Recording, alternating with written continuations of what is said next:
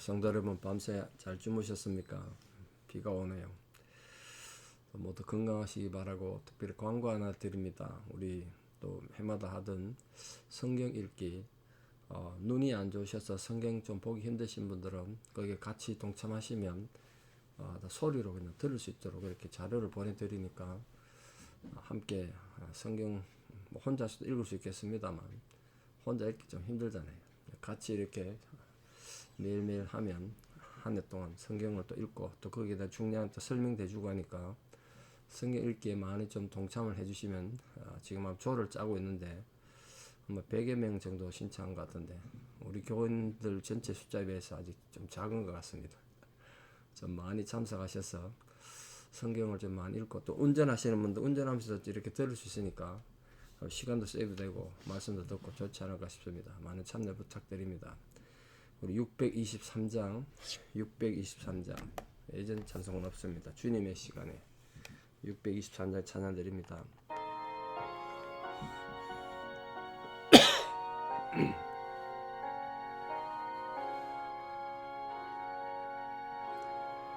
주님의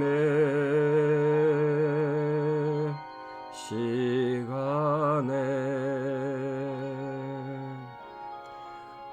아름답게 모든 것 변하리.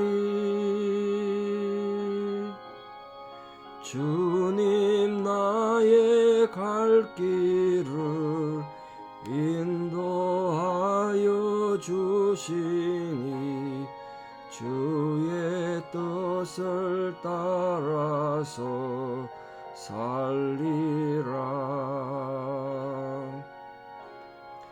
주님의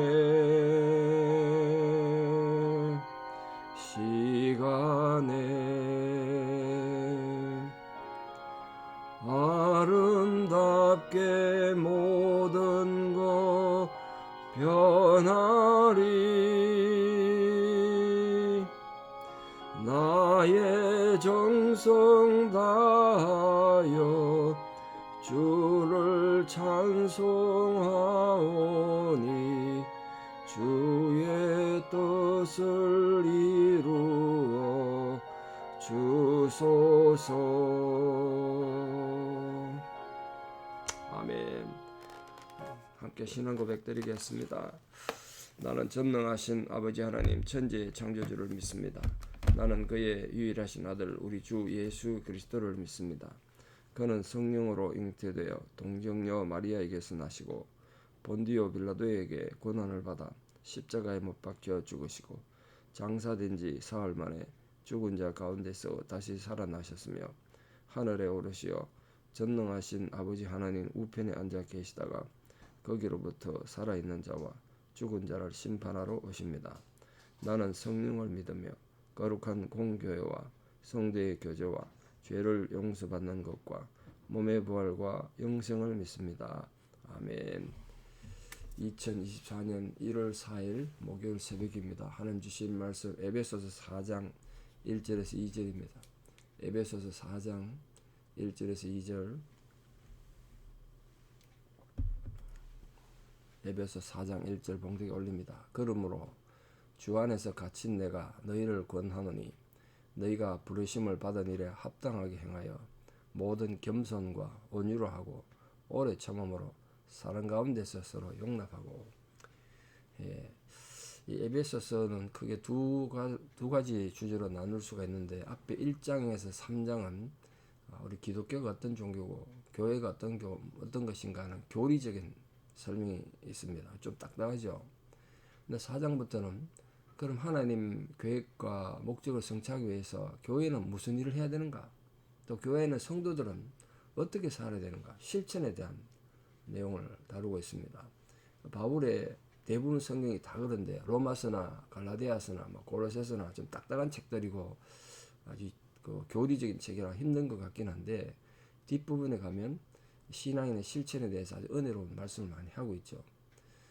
그러니까 우리가 죄송합니다. 교리적인 것도 잘 알아야 되겠습니다만 기독교에서 알아야 제대로 믿고 성장하죠. 무조건 믿자 그러면 신앙이 성숙하지도 못하고 인격적 신앙을 갖기가 어렵습니다. 알고 믿으면 좋지 않습니까? 그래서 성경을 많이 읽으셔야 돼요. 성경 읽기 많이 동참해 주시기 바라고요. 그 교리적인 원리 그것만 알면 안 되고 실천을 할 수 있어야 되죠. 실천. 이게 교리적인 신앙의 가르침과 행함, 실천이 분리되거나 상관없이 되면 기독교가 완전히 철학된 철학, 말장난이 되는 거죠. 삶은 없고. 신앙의 핵심이 실천의 삶이 있어야 되죠. 근데 실천이 중요하다 그래서 막 생각도 안 하고 무조건 행동하자. 이것도 문제죠. 알고 믿으셔야 돼요. 알고 행해야 되고. 그래서 우리가 교리적으로 하나님에 대해서, 예수님에 대해서, 교회에 대해서 아는 것도 중요하고 또 그 아는 것을 제대로 실천하는 것. 그게 중요하다. 교리든 실천이든 실천이 중요하지만 그렇다고 해서 하나만 치중하면 분명히 신앙적으로 심각한 문제가 생겨요. 교리에만 너무 믿으면 율법주의자가 될 거고요. 성경적인 가르침도 없고 교리도 없고 그냥 행동만 하자. 그러면 완전히 이제 미신이 되는 거죠. 그래서 오늘 바울이 지금 뭐라고 얘기하고 있나 보세요. 1절에 주관에서 갇힌 내가, 감옥에 갇힌 내가 너희를 권한다. 지금 누가 누구를 권해야 됩니까? 감옥에 갇힌 사람 어떻게 바깥에 자유롭게 사람을 권하고 위로하겠어요? 그런데 바울은 신앙적으로 자기가 비록 몸은 감옥에 갇혀 있어도 더없이 자유로우니까 아직 하나님 자유를 잘 모르고 교회가 뭔지 잘 모르는 그런 성도들을 오히려 권면하고 위로한 겁니다. 그러면서 뭐라고 그러냐면 첫 번째 당부합니다. 너희가 부르심을 받은 일에 합당하게 해라. 부르심을 받은 일에 합당하게 해.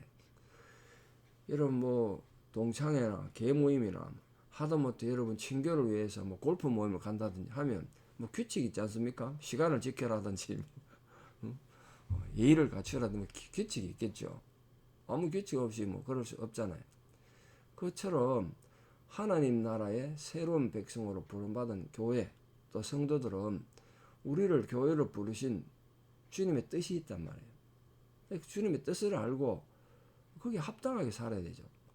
그러니까 교회에 오셔서 우리가 참 흔히 하는 실수가 자꾸 내 생각을 자꾸 주장해요.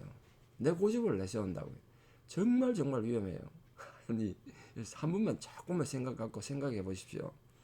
하나님의 교회가 여러분 생각대로 그렇게 쉽게 되고 그럴 것 같으면 예수님이 왜 교회를 세우셔서 이렇게 몸부림치시고 바울이 왜 이렇게 고생했겠어요? 그렇게 간단한 게 아니에요. 그러니까 자기를 함부로 내세우면 정말 위험해요. 그럼 완전히 시중에 그 몰려다니면서 남 행패 부리는 조직 폭력배 같은 조직이 된다고요. 교회가 목소리 큰 사람이 이기고 그게 아니라니까요. 우린 부르심을 받았어요. 부르심을 받았어요. 내가 교회에서 뭘 하든지 무슨 의견을 내든지 하기 전에 내가 어떻게 부름받았는가에 대한 인식이 있어야 된다고요. 여러분 절대 잊지 마십시오. 2024년 하나님과 함께 동행하는 성도가 되기 위해서는 나는 하나님 교회로 하나님 백성으로 죄송합니다. 부름을 받았다는 그 자기 고백, 자기 인식이 있어야 돼요. 그래야 어떻게 살든지 살 거 아닙니까? 자기가 어떤 위치인지도 모르고 함부로 설치되다 보면 뭐 여기 들여받고 저리 들여받고 한다고요. 부르심에 합당하게 한 거라 합당하게. 이 부르심에 합당하게란 말이 죄송합니다. 목감기가 잘 안 났네요. 원래 뜻이 뭐냐면 헬라어가 집을 지을 때 덜보를 이렇게 기둥을 세우지 않습니까? 거기에 기둥을 하나 더 세워. 이게 합당하게요. 말이 번역이 참 힘들죠. 이 기둥을 하나 더 세우란 말을 왜 합당하게를 번역했을까요? 자, 생각해 보십시오. 여기에 하나님의 말씀과 교훈에 대한 이론적인 가르침이 있고 그게 실천이라는 기둥을 하나 더 세워. 이게 합당하게. 그게 여러 집이 쓰지. 교회가 세워진다. 신앙의 발을 선단 말이에요. 이게 얼마나 중요한 얘기야.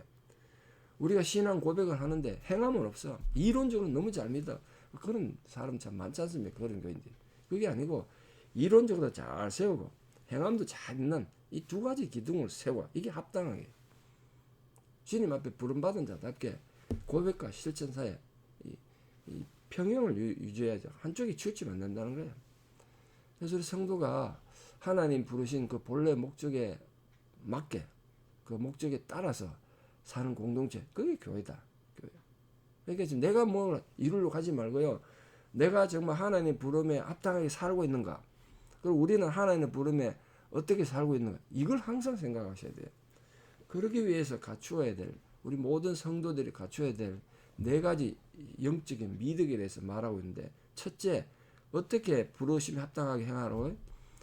무조건 용감하게 막 살아라, 이게 아니라 겸손으로 살아라. 겸손. 자기 부족과 무가치함을 알고 자기를 나보다 낮게 여기는 마음, 그 겸손 아니겠습니까? 뭐 기독교인이 갖춰야 될 많은 미덕이 있고 영적인 자세가 있습니다만, 저는 개인적으로 최고가 겸손인 것 같아요. 겸손. 이건 목사님 저한테도 참 힘들고요. 겸손하기 무지 힘들어요. 조금만 하면 잘난 척하고. 아유, 저도 그런데 여러분 얼마나 힘드세요? 충분히 이해합니다. 우리 다 죄인이잖아요. 안 그렇습니까? 제가 늘 하나님 말씀 묵상하고 매일 설교하는 목사도 조금만 환경만 여건만 갖추면 교만해지는데, 겸손이 참 힘들어요. 이 겸손이 힘든 이유가 또 하나 있습니다. 이 원래 겸손이라는 단어가 헬라어에서 물러왔는데, 원래 뜻이 뭐냐면요, 노예 있지 않습니까? 노예. 남들 앞에 구실구실하고 노예처럼 비열한 마음을 가지는 그 자세, 이게 겸손이거든요. 그러니까 기독교인들이 왜 내가 그 노예처럼 살아야 되냐, 내가 뭐 이럴 줄 알고 예수 믿으냐, 이런 식으로 생각하기 쉬운 거예요. 그래서 겸손이 힘들어요. 자꾸 예수님 믿어도 자기 주장하고 본전 생각하고 자기 권리를 생각하니까 겸손이 안 되는 거예요. 겸손은 노예처럼 자기를 다 모든 걸 내려놓는 겁니다. 그래야 겸손이 된대요. 아, 노예가 무슨 자기 주장이 있습니까? 주인이 죽으라면 죽고 뭐 일하라면 하는 거지. 그런 마음이 없으면 겸손이 안 돼요. 그 예수님 가르치심은 우리 이론으로 배울 게 아니라 예수님이 어떻게 사셨는가 보십시오. 마국간에 말 여물통에 오셨는데다가 정말 제자들의 발을 씻기시고 온갖 구진을 다 하시고 결국은 십자가에서 실로라기 하나 걸치지 못하고 비참하게 죽는 정도로 낮아지신 그 모범을 보이셨잖아요. 우리도 주님 따라서 모범을 보이는 그 모범 따라 겸손해야 된다.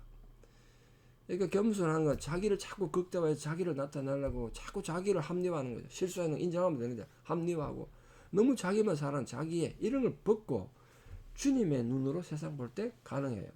그래서 결코 쉽진 않지만 우리가 반드시 이루어야 될 신앙의 미덕, 겸손입니다. 올 한 해 우리 겸손으로 하나님과 동행하는 성도들 되기를 진심으로 축복합니다. 두 번째가 온유입니다. 온유. 이 정중함이라고 하죠. 영어로 gentleness로 번역이 되어 있습니다. 이게 두 가지 의미가 있는데요. 온유란 여기 쓰인 온유란 단어가 양극단 있지 않습니까? 극좌와 극우. 어느 한쪽에 치우치면 안 되는데 이 사이에서 조화를 이루는 중용을 뜻합니다. 중용. 어느 한쪽 편이 치우치지 않는 거예요. 신앙이 너무 극단에 치우쳐가지고 너무 보수든지 너무 진보든지 이래가지고 뭐 동성연애도 괜찮다 이런 말하는 사람도 있고 막 지금도 주일날 돈 쓰면 안 된다 이런 그런 극단이 있지 않습니까? 다 문제죠. 다. 지금 세상이 어떻게 돌아가는데 어느 한쪽 편이 치우치지 않고 중용을 지키는 인격과 신앙, 그게 온유예요. 원래 뜻이. 두 번째, 여러분 집에 강아지 키우는 주인 많으시죠? 주인 말 얼마나 잘 듣습니까? 주인의 명령에 잘 복종하는 길들인 동물처럼 자신의 생각과 마음, 본능적 욕구, 뭐 사람 생각 없고 본능 없는 사람 어디 있습니까? 근데 이거를 절제할 줄 아는 거예요. 이걸 자제할 줄 아는 덕성, 그걸 온유라고 해요. 이게 쉽지 않죠, 이게. 우리가 그런 면에서 온유해야 하나님과 동행하는 성도가 되는 거예요. 참된 신앙이나 하나님과 동행하는 신앙이라는 것은 그 마음이 조유롭고 정중하고 하나님의 통제를 받는 그 마음으로 살기 때문에 자아를 부정해야 됩니다. 자아를. 그게 온유입니다. 세 번째는 오래 참음이에요. 오래 참음. 여러분 전쟁에 가서 승리 얻기 위해서 어느 날 갑자기 승리가 됩니까? 마라톤 올림픽 가서 마라톤 또 올림픽 다른 모든 선수들이 가다 어느 날 갑자기 금메달 딸 수 있습니까? 얼마나 많은 훈련과 고통을 감수해야 됩니까? 그게 오래 참음입니다. 오래 참. 또 이게 더 중요한 의미는요. 인내를 최대한도까지 지속함으로써 참고 또 참음으로써 복수할 수 있는 기회가 왔는데도 복수하지 않는 정신, 보복을 거부하는 것, 그게 오래 참음이에요. 성경에는 우리만 오래 참는 게 아니고요. 하나님께서 인간에게 오래 참아 주심으로 우리가 죄 용서 받았다. 그런 말씀이 굉장히 많지 않습니까?